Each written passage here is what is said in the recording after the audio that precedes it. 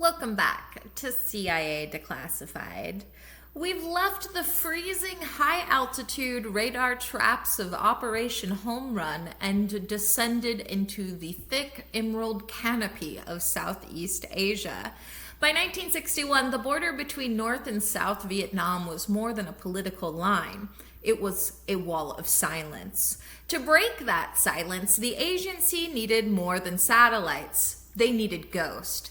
They needed men who could fall from the sky and disappear into the brush to sabotage the heart of the North. This was the birth of the Jungle Jumpers. This was Operation Starlight. To infiltrate the North, the agency had to build a shadow army from scratch.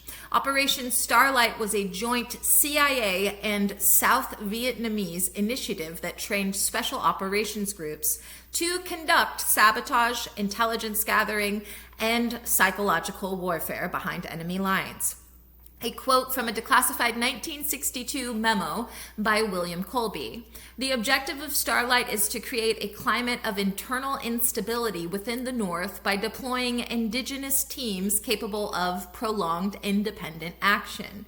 End quote. The agency established a training camp at Long Tan, where recruits were taught high-altitude, low-opening jumps and silent kill techniques using non-attributable weaponry. A quote from the debrief of a CIA paramilitary officer. "We weren't just training soldiers, we were training ghosts. If they were caught, the agency didn't know them and the South didn't claim them." End quote. The archives reveal the midnight drop zones, secret coordinates in the Annamite Mountains. I might be pronouncing that wrong. Annamite, where teams were inserted under total radio silence using unmarked aircraft. In the declassified release, it is revealed that the CIA developed audio decoys, small battery-operated speakers dropped by parachute that would play the sounds of a large firefight to distract northern patrols away from the actual landing site. A quote from a 1963 CIA Technical Services Division audit. The camouflage fatigues have shown a 40% higher concealment rate in the primary target areas than standard issue foliage patterns, end quote. The logs show that the agency utilized survival pens, which were hollowed out writing instruments containing high-potency caffeine pills, and a microscopic map of the Ho Chi Minh Trail. A declassified 1962 operational order mentions the use of smoke screens, which were specialized grenades that released a thick green vapor that perfectly matched the jungle mist to hide commando retreats. The archives confirm that the CIA utilized signal lamps that operated on the infrared spectrum, allowing teams to signal recovery aircraft without being visible to northern observers on the ground. While the training methods are now public, the most significant redactions in the release appear in the loyalty test results and the synthetic survival manifest.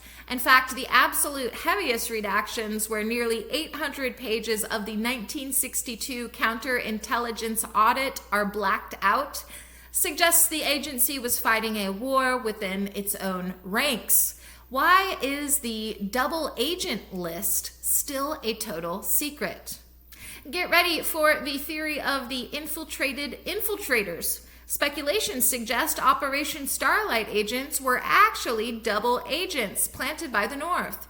The theory claims the redactions hide the loyalty test results from 1962 because the North had compromised the Long Tan training camp from day one, turning every ghost into a Trojan horse, and the black bars mask the compromised asset names. What if the commandos weren't human? A dark rumor suggests the CIA used biodroids, cybernated soldiers The theory claims the redactions in the Synthetic Survival Manifest hide a program where the agency tested mechanical limbs and neural links on injured soldiers to create a soldier that didn't need to eat or sleep, with the black bars masking the system failure rates. Hidden behind the ink of the psychological conditioning section, some claim the agency used hypno-sleep to program the commandos with trigger words. Looking at the blacked out after-action reports, theorists argue the agency discovered an invisible village in the north.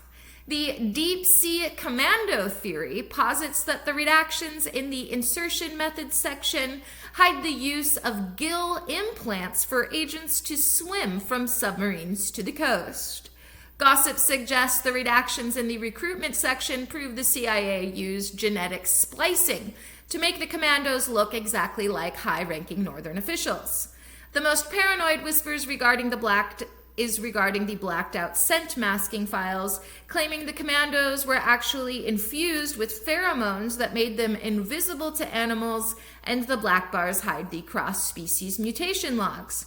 In the mission timeline files, massive redactions cover the chrono jumps, according to some theorists, and others theorize that some teams were dropped into the past to change the war's outcome, and the black ink hides the paradox reports. The hollow Hanoi theory argues that the redactions in the underground facility section prove the commandos found a subterranean city beneath the northern capital. Lastly, some whisper that the redactions hide the fact that the commandos were being replaced by shapeshifters, or reptilian people, and the black bars mask the identity verification protocols.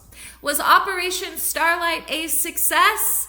Tactically, it was a tragic failure. Of the hundreds of jungle jumpers dropped into the north, nearly all were captured or killed within days of landing. The Northern intelligence services were far more prepared than the agency anticipated. Strategically, it was a learning curve. While the missions failed, they forced the North to divert thousands of troops to internal security. Operation Starlight proved that in the jungle, the shadows often belong to the enemy. As far as operational and technological breakthroughs are concerned, the shadow drop pioneered the methods of modern unconventional warfare, such as indigenous force multiplication, the perfection of training modules for turning local civilians into elite commandos, burst communication, the further development of the signal compression system that paved the way for secure modern satellite links, low-profile insertion, breakthroughs in stealth parachutes made of low reflectivity fabrics to avoid visual detection, and survival, evasion, resistance, escape, SERE, the formalization of survival doctrine, which is still taught to special forces today. Operation Starlight shows us that the agency is willing to gamble everything on a whisper in the dark. As the files reveal, when you jump into the shadow, you have to be prepared never to come back out.